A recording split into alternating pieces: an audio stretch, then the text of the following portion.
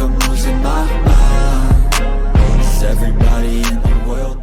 Hello everyone and welcome back yet again to the GSMC Fantasy Sports Podcast, brought to you as always by the GSMC Sports Network. Before we get into our second segment of the day, I do want to remind you that for now, if you do feel so inclined, please consider leaving a tip or donation at the link gsmc.cloud. As I have said before, this will most likely change as I become a live show. So if you would like to make yourselves available to all of the ways you can interact with my show, I would love to hear some of your inputs and opinions, especially as we get into fantasy football season.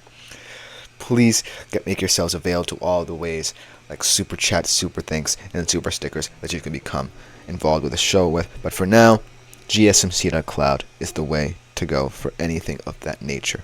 Without further ado, let's stick with this screen right here and let's talk about the dominant force in the SEC.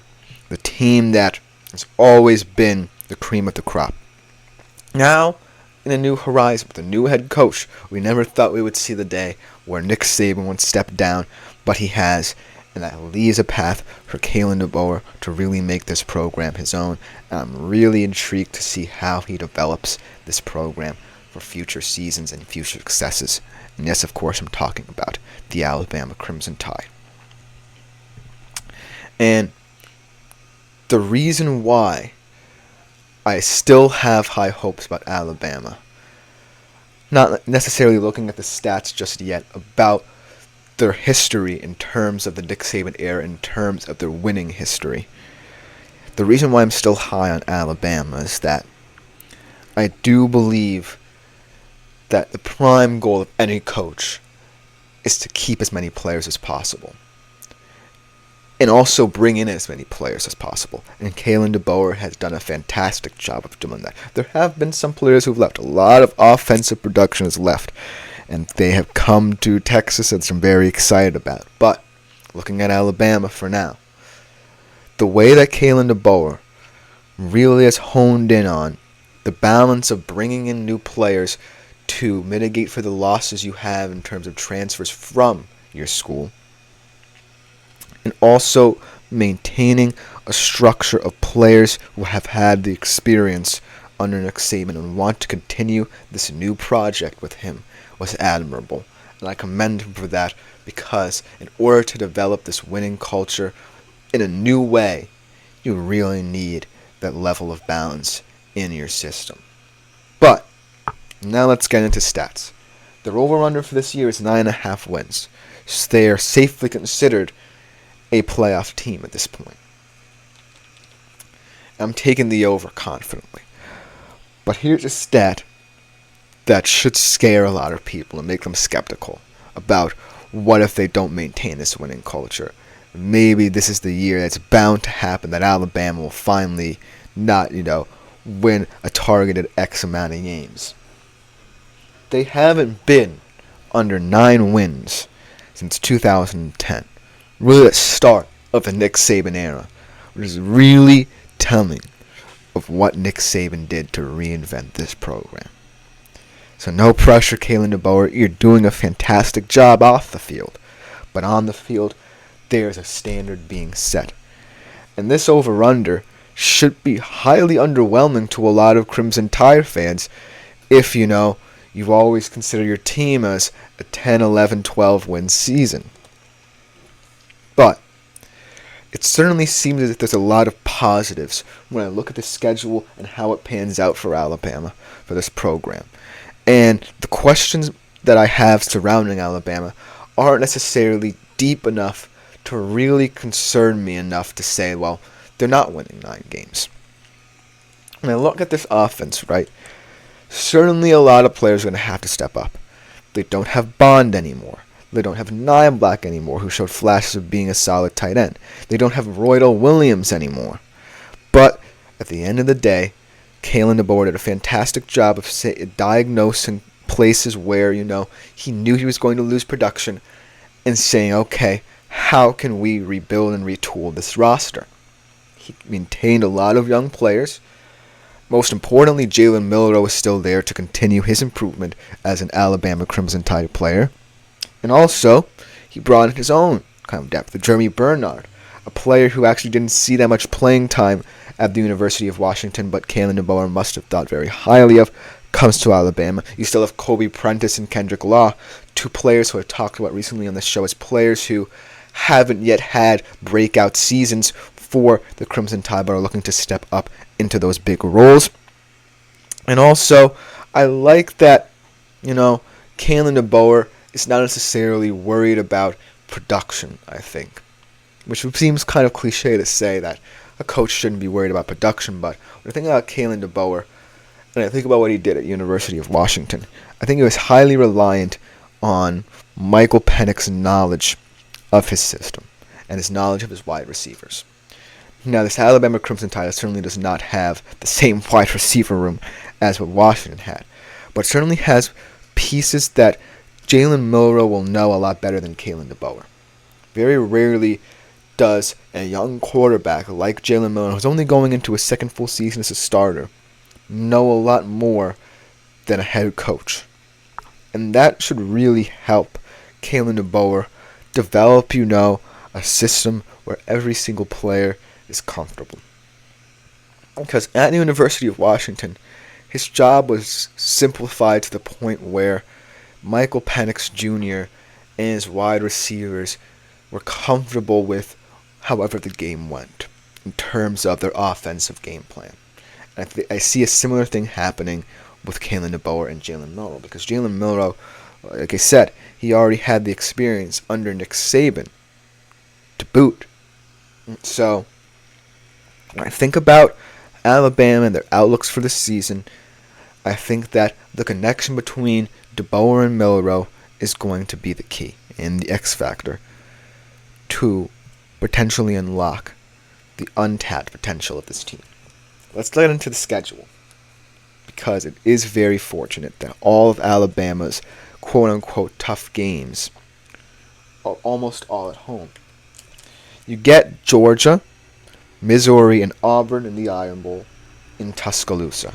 That's a huge benefit to them, because if you feel like Georgia's weakness is kind of playing in an uncomfortable setting, because last year in the SEC championship game, you had them in a neutral site where, the stadium was kind of 50-50, and most of the fans there were balanced.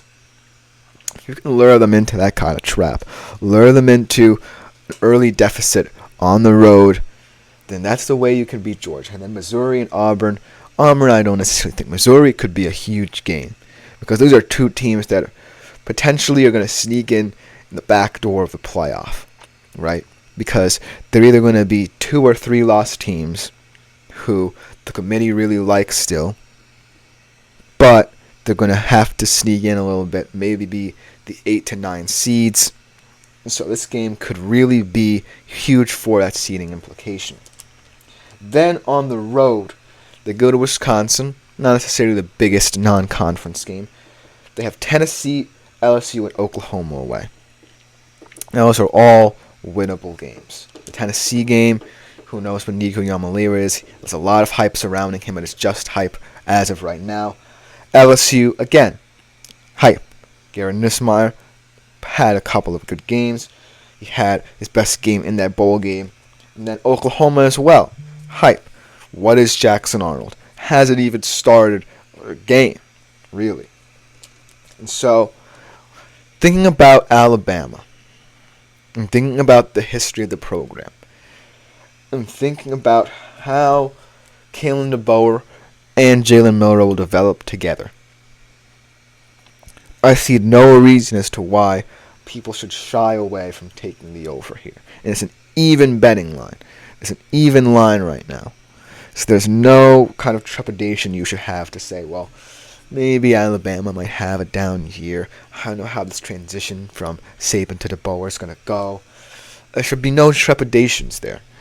Because at the end of the day, when I think about this Alabama team and I think about the schedule, I don't necessarily see many pratfalls. And you could cite, you talk about the wide receiver room and the problems that they might potentially face. Well, And think about the wide receiver room. These are guys who still have the Alabama experience. These are guys who want to make an impact. Kobe Prentice and Kendrick Law weren't necessarily,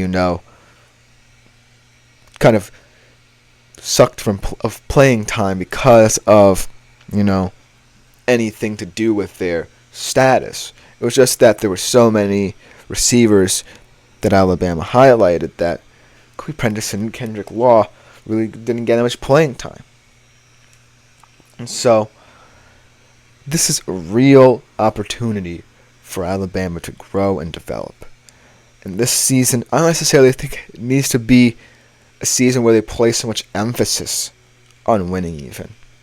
Which is weird to say because I'm still so high on them. But I think the emphasis that needs to be placed on this team has to stem from developing the understanding that Kalen DeBoer had with Michael Penix and having it translate to Jalen Milroe.